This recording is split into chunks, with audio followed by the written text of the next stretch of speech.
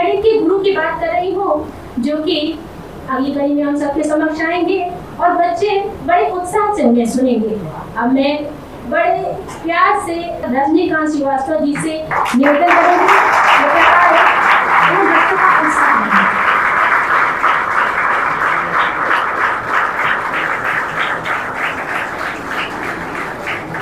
बिहार की जो मिट्टी है, धान तो हमें देती है लेकिन समाधान भी देती है। वो समाधान क्या है? हमें संघर्षों से लड़ना सिखाती है, हमें नए रास्ते दिखाती है, हमें यह दिखाती है कि जिसके पिताजी यदि 5 क्लास तक पढ़े हैं तो वो बच्चे NIT, IIT और IIIT में देश के सबसे टॉप ब्रांच कंप्यूटर साइंस कैसे ले रहे हैं।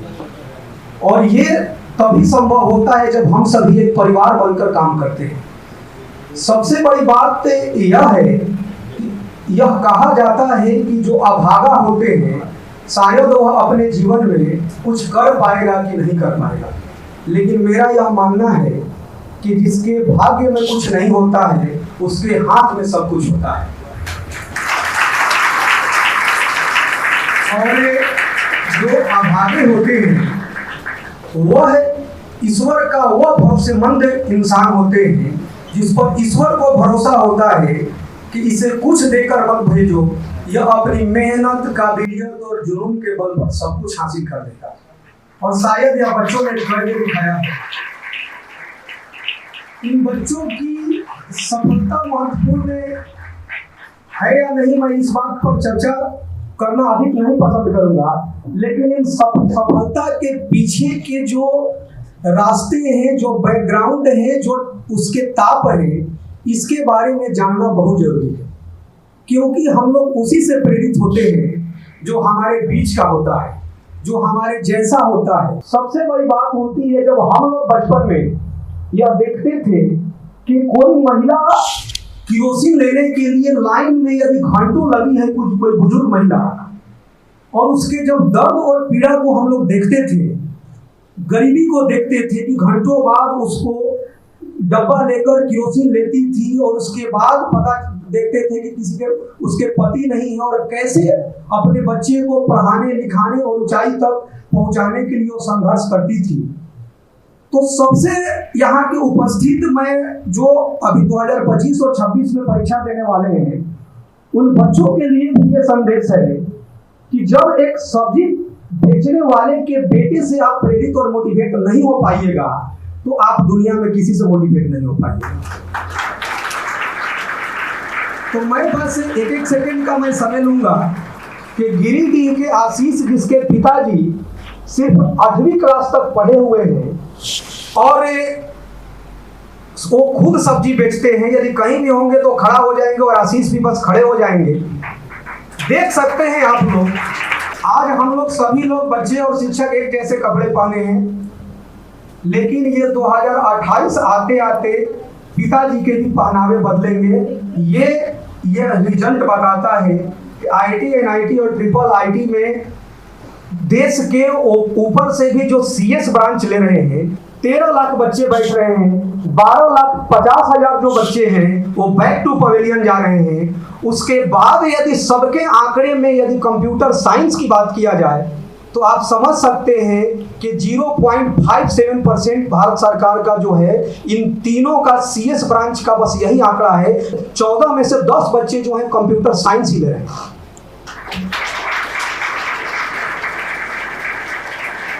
आपको गिरिडीह के एक लड़के से मैं चर्चा कराना चाह रहा हूँ, जो खुद गोदाम में काम करता था। पिताजी की मानसिक स्थिति बेहतर नहीं रही।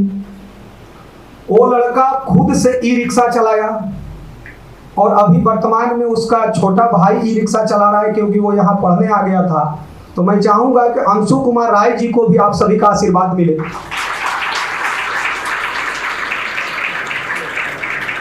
क्योंकि जब आप इन बच्चों से यदि आप मोटिवेट नहीं हो सकते हैं, प्रेरित नहीं हो सकते हैं, तो अभी के आधुनिक व्यवस्था में जो YouTube पर आकर आपको मोटिवेट कर रहे हैं, वो आपको मोटिवेट नहीं कर पाएंगे, क्योंकि मोटिवेट हमारे बीच के लोग करते हैं। वो बस अपना जेब गर्म करेंगे बहुत बहुत बाहें फैलाकर। ये रियलिटी है, ये यूनिवर्सल ट्रूथ है। मोकामा से प्रतिदिन पटना आकर कपड़े की दुकान पर 8,000 रुपए की नौकरी करने वाले और उनका बच्चा कुणाल शर्मा जेई मेन और जेई एडवांस दोनों में सफल होकर और अपने सपने को साकार कर रहा है। तो ये जानना बहुत जरूरी है कि ऐसे बच्चे क्यों सफल हो रहे हैं, क्यों जा रहे हैं। इसीलिए मैंने बोला कि प्रेरित यही कर सकते हैं आपको, क्योंकि यह हमारे अपनों के बीच के हैं, हमारे जैसे दिख रहे हैं। जब इनकी परिस्थिति से ये ऊंचाई तक जा सकते हैं तो आप भी जा सकते हैं। यहाँ पर एक बच्चा उपस्थित है, शुभम कृष्ण, जो दरभंगा का रहने वाला है। उस लड़के ने जेई मेन में भी 278 रैंक लाया और जेई एडवांस में 254 रैंक पूरे भारत में लाया। और सबसे बड़ी बात है कि देश के टॉप 5 IIT में अपने मनचाहे ब्रांच को पढ़ने जा रहा है। इनकी माता जी मधुबनी पेंटिंग करती हैं और महामहिम महोदय, जानने लायक सबसे बड़ी बात है इस बच्चे का कि अभी इसकी बहन की अपेंडिक्स का ऑपरेशन कराना था। अभी छोटी बहन आई भी होगी बिटिया। इस लड़के ने बोला कि मेरे घर में 7500 रुपये सर अकाउंट में है और कैसे बहन का अपेंडिक्स का ऑपरेशन होगा। बहन भी अभी स्वस्थ दिख रही है। तो ईश्वर सबको बेहतर करते हैं और ये ऐसे ही सफर ये चलते जाता है, क्योंकि ये पृथ्वी चल रहा है तो यहाँ अच्छे लोग हैं। बैठ जाइए बेटा। खुसरूपुर के आदित्य रंजन, जिनके जेई मेन में ऑल इंडिया रैंक 177 रहे और जेई एडवांस में इनका रैंक 128 रहा। और ये बहुत ही लोअर मिडिल क्लास के गांव में, पिताजी एक छोटा सा शहर में नहीं गांव में कपड़े की दुकान चलाते हैं और इनको इंडियन इंस्टीट्यूट ऑफ साइंस भी मिल रहे हैं। देश के टॉप IIT में इनको CS ब्रांच भी मिल रहे हैं। तो ऐसे बच्चे जब सफल होते हैं तो ये लगता है कि हमारे अपनों ही सफल हुए। यहाँ पर एक बिटिया बैठी है, उसकी बड़ी बहन इसी सभापति महोदय जब पहला प्रोग्राम हुआ था तो आपकी उपस्थिति थी। उसके पिताजी पटना में पोस्टर बैनर साटने का काम करते हैं। उसकी बड़ी बहन IIT धनबाद में भी पढ़ रही है और छोटी बहन भी उस बुलंदी को पाने जा रही है। बस मेरा कहना यही है कि शिक्षा एक ऑक्सीजन है, यह एक सांस है। क्रिकेट खेलना एक अवसर हो सकता है, हर एक फील्ड एक अवसर हो सकते हैं, लेकिन शिक्षा सांस है, ऑक्सीजन है। बिना इसके एक कदम भी आगे नहीं बढ़ सकते हैं हम लोग, एक कदम। इसीलिए बहुत बड़ी बात है कि ये कारवां ऐसे ही आगे बढ़ते रहे। अब यहाँ उपस्थित जो all India rank 227 JEE Main में लाया था, जिसके पिताजी 10वीं पास है, शिवम कुमार, जिनका 227 रैंक जेई मेन में भी आया, तो मैं चाहूंगा कि शिवम जी आप खड़े हो जाएं।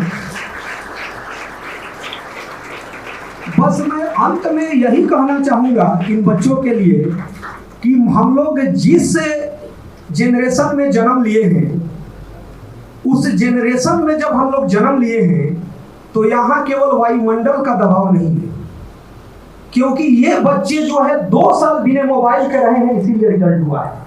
ये आधुनिक युग में जानना जरूरी है कि मोबाइल को हटाइए और रिजल्ट पाइए, क्योंकि वायुमंडल के दबाव के अतिरिक्त जो दबाव है कि तुम्हारा फेसबुक पर अकाउंट है कि नहीं, तुम्हारा इंस्टाग्राम पर जो रील्स डाले थे उस पर कितना लाइक आया है।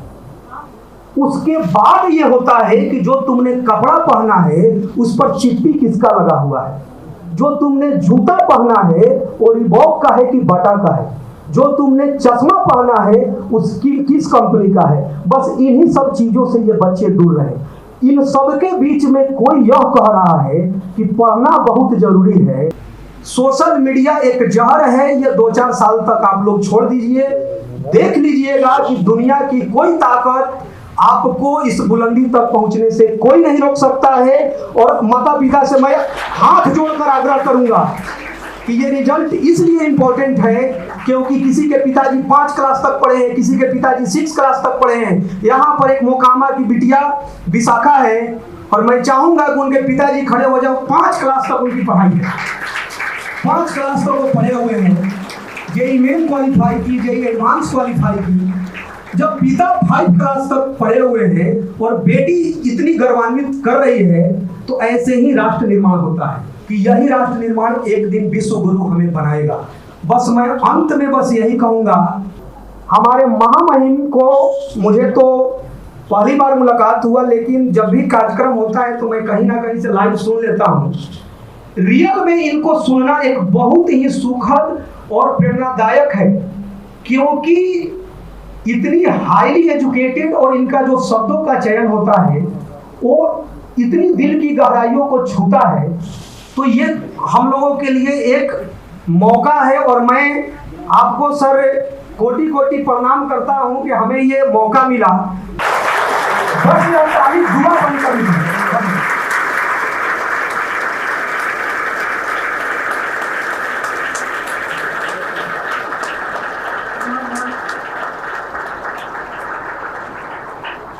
बहुत बहुत आभार सर आपका। आपने जो अमृत तुल्य शब्द कहे इससे समूचा स्थल भाव विभोर भी हो गया है एवं सभी लोगों को उत्साह भी मिला है।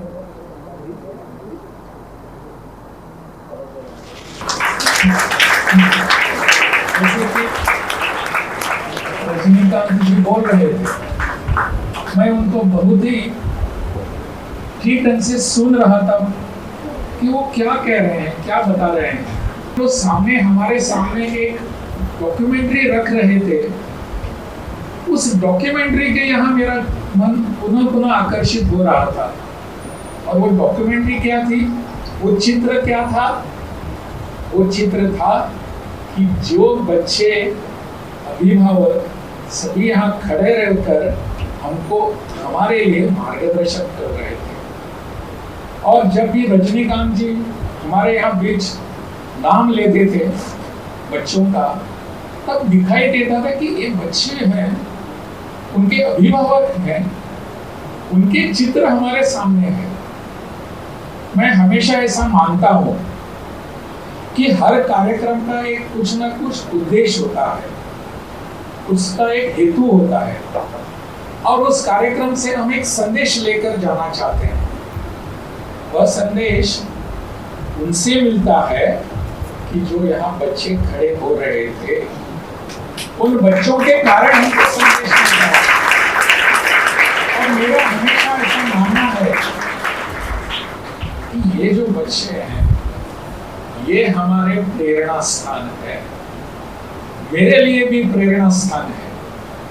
मुझे लगता है कि ऐसे बच्चे जिनके पास सब प्रकार की कुशलता है, कौशल्य है, मेधा है, उनको जब अवसर मिलता है तो कैसे खिलते हैं बच्चे, कैसे सामने आते हैं।